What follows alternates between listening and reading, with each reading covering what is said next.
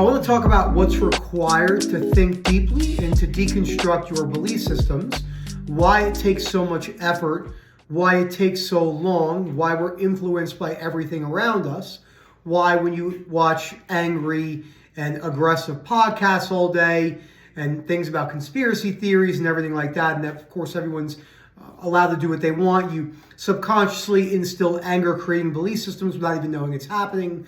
Why philosophy is more than likely, in my opinion, one of the best ways to live your life, and why it's so easy to live a very superficial lifestyle because we're not really taught this from a young age, and my whole journey with that. Before I go any further, please subscribe, hit that like button down below. We appreciate everyone's support. It's a little bit later of a video. I've been doing a lot of videos walking around. It's towards the end of the day, after a long day. And sometimes I do like coming on after a long day and doing some content, because sometimes when I'm driving home after my last meeting of the day or something like that, I can think particularly well for whatever reasons. And I just think a lot about my belief systems and stuff like that. And that really tends to work well. So when we're going throughout life, what I noticed in myself and everyone I coach is we have all these belief systems that we've never actually thought about. So if you take me for an example, my biggest fears were based around rejection from women, rejection from people that didn't think I was intelligent. From an academic perspective, I struggled with this severely when I was in chiropractic school. I wanted to always be the first person done in class.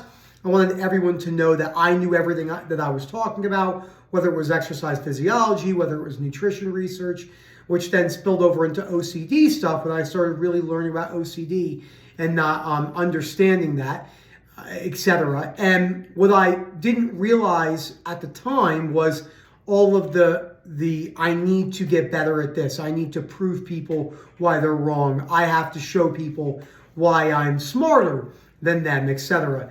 And then what happens was I would watch a lot of really aggressive podcasts, which in my opinion would be better off being balanced for most people, even the most.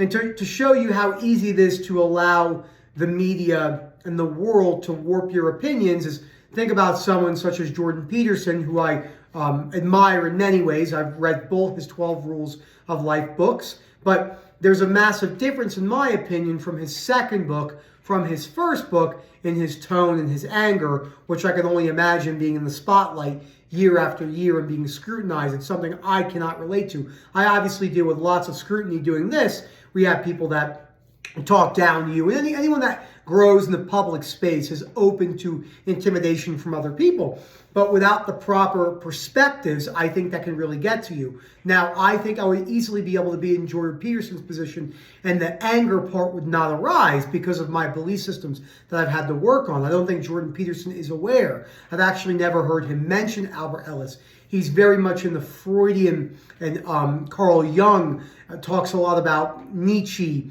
and Heidegger and existentialism, and et cetera, which is great stuff. I enjoy reading and listening to many things about those individuals, but a lot of them can be very pessimistic. If you take Arthur Schopenhauer, when it comes to existentialism and pessimism, these can be really, really aggressive philosophies which have many truth. If you look at, Arthur Schopenhauer, his belief system was life is suffering and then you die. There is actually some extreme truth in that. There is usually a lot of suffering in many people's life. I think Buddha, and don't quote me on this, life is suffering, which is actually not true. Life is not suffering. That even someone who was in Auschwitz, as Viktor Frankl, that would not be encompassed as entirely suffering, as he had moments of relief, smoking cigarettes, etc. Obviously, I have no clue what it's like to be in Auschwitz, but I'm trying to deconstruct the belief system of life is. That would mean every millisecond of your life is suffering. When you're asleep in Auschwitz, you are not suffering because you are asleep. Even when you're having nightmares in and out, you have brief moments of sleep with no nightmares, more than likely. Again, I'm only using that example to show you how much we overanalyze and catastrophize through our belief systems. So I know for myself that watching that content and reading those books for long periods of time, you don't question why you're reading it. Why are you reading Peterson? Why are you listening to what you're listening to? Why are you listening to every podcast of Joe Rogan? Why do you do that? And I was saying this to someone on a call the other day. Most people, in my opinion, do not genuinely enjoy literature. They don't genuinely enjoy research. The reason why they listen to research or watch research is to brag about the conclusions that they can't understand or decipher at Christmas parties and Halloween parties and gatherings with their friends. And that's not inherently wrong. It's just it goes to show you where the thinking is for most humans. And it takes a long time to deconstruct that because you have to think about your thinking, and it takes a long time. Like when I look at Freud, for an example, what would be my opinion about Freud? I think Freud did the best that he could in the time period that he lived in, but we know that a lot of his theories were highly off, just how maybe some of our theories today might be off, but I would doubt that because I think with Freud, when you look at activating events and people, I think many people are influenced by their childhood, but there's never a need to spend any vast amounts of time in your childhood.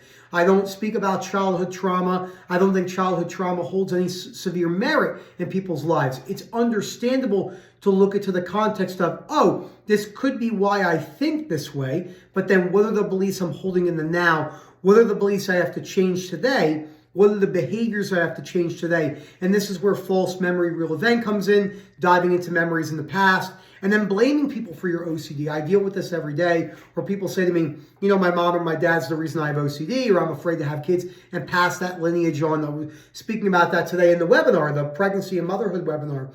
Big fears for moms are, I don't want to pass over my genetics to my kids, which is understandable, but your kids would actually have a much better chance of being rational if you work on the principles yourself and then pass that on. So those anger-creating beliefs I was having in a subconscious way from watching that type of content over and over. I'm just using this as an example. Again, I really do enjoy a lot of Peterson, but I have to balance him because of his tone and how angry and dismissive he is. The same thing with politics. I always say to people, the only difference between the far left and the far right is their beliefs. They deliver it in the same way, which is a problem. It's why we have so much headbutting. There's no difference between saying, this is my opinion on X belief on the left, and this is my opinion on X belief on the right. You're an idiot, you're a moron, you're a dumbass, etc. Fuck you. There's no difference in that. Their delivery is off. In my belief, in my opinion, from practicing this myself, I've come to realize, and I thoroughly believe this, that what you say is much less important than your delivery. Because if you have a great delivery to whoever you're talking to at the time period, and we've seen this through dictators who are really good speakers. I don't agree with their delivery, but it's understandable in their passionate delivery. It's understandable why so many people are calm and respect someone such as Sam Harris, probably the most famous neurologist who practices atheism. You know, he wouldn't be an atheist. You cannot be an atheist. You can't be something. You know, the only thing you could actually be is a human. But besides that, nothing else you could be. You can't. I'm not like when someone says I'm a basketball player. You're not a basketball player. You're a person who plays basketball.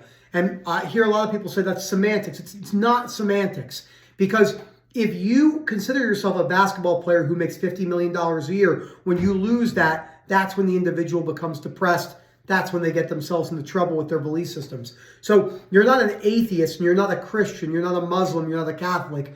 You're just a person who practices Catholicism. You're a person who practices Christianity. You were not a Christian when you were 7 days old. You were not a Christian when you were 3 days old. You didn't even know what Christianity was.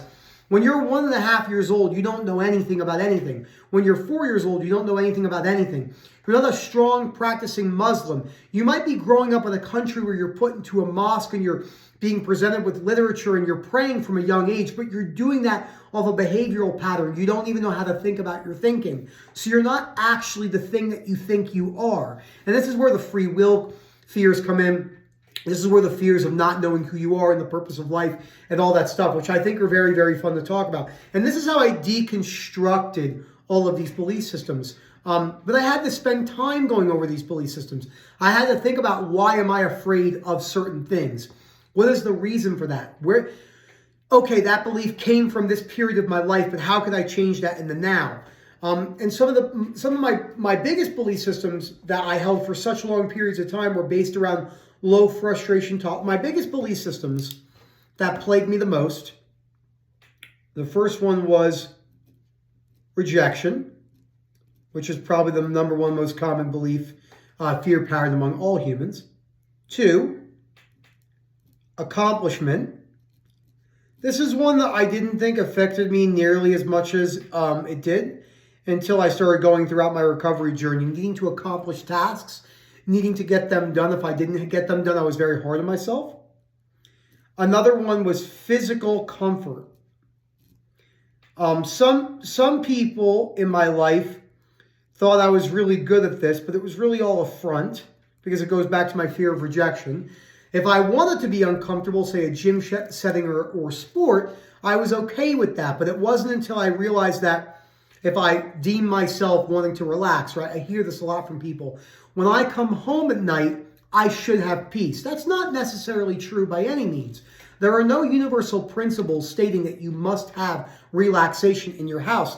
And that causes a lot of people to take out that animosity on their family.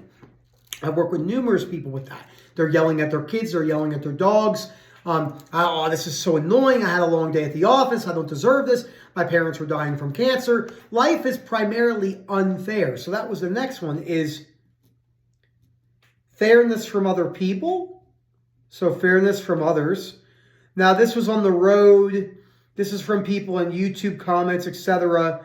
I spent a lot of time replying. There's never a need to reply to aggressive YouTube and Instagram and TikTok comments, unless you're trying to say, hey, like from a work perspective with us, like, hey, maybe that's not what we meant, or maybe there was a misinterpretation, and then usually people can be diffused by that. But if they're not, you just leave it at one thing. Because when it comes to YouTube comments and Instagram comments, people want the power. But if you actually think about the silliness of it, you're arguing with a human you'll never meet ever in your life that has no effect on your life outside of the belief system that you hold on that.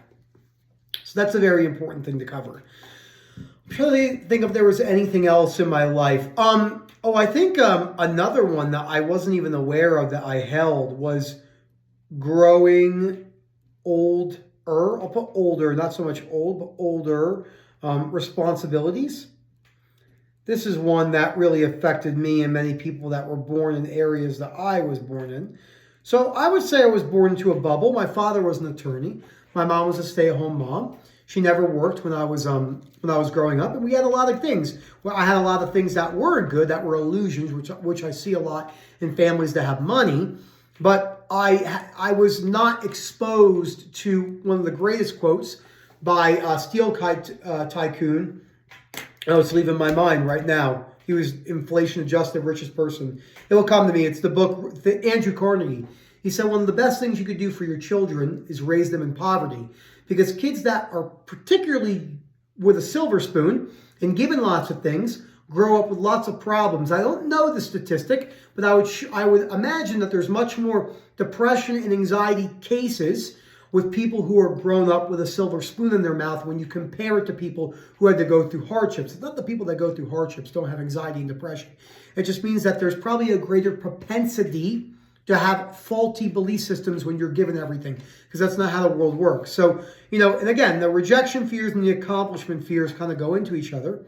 The physical comfort fears were big ones for me. Fairness from others, that's where a lot of my anger came from. And then growing older responsibilities. And, once I started to realize how much my beliefs played into this, because I would think, this isn't enough. You're not going to be able to logic your way out of your fears. But why can someone have no muscle, never go to the gym, be overweight, be very fat, maybe not be physically attractive, and then they don't have any anxiety from that? That's because their belief system. I'm not saying they're happy with their presentation from a physical appearance. Society puts so much pressure on that, et cetera, et cetera.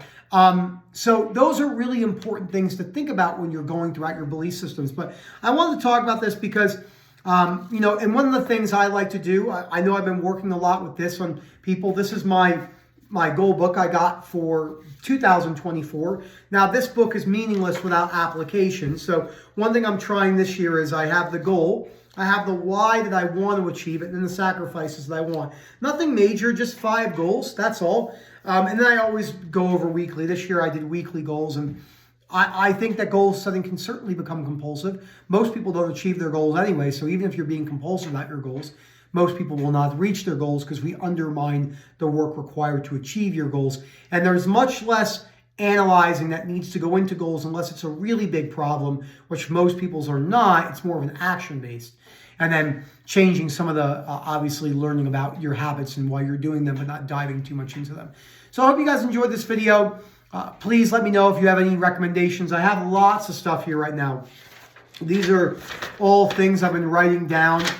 Just stuff I want to cover in TikToks, no ridding yourself of anxiety, belief systems about open relationships, belief systems about staying stuck and self-reassurance, single mothers, gaming irrational beliefs and bad behaviors, the fears of never recovering, why ROCD and sexual orientation OCD go so back and forth, leaving emotions there, etc. So thank you again. Look for that What's Up link down below. Hope to hear from you soon, and enjoy the rest of your day, night, or morning, wherever you are. Have a good one, everyone.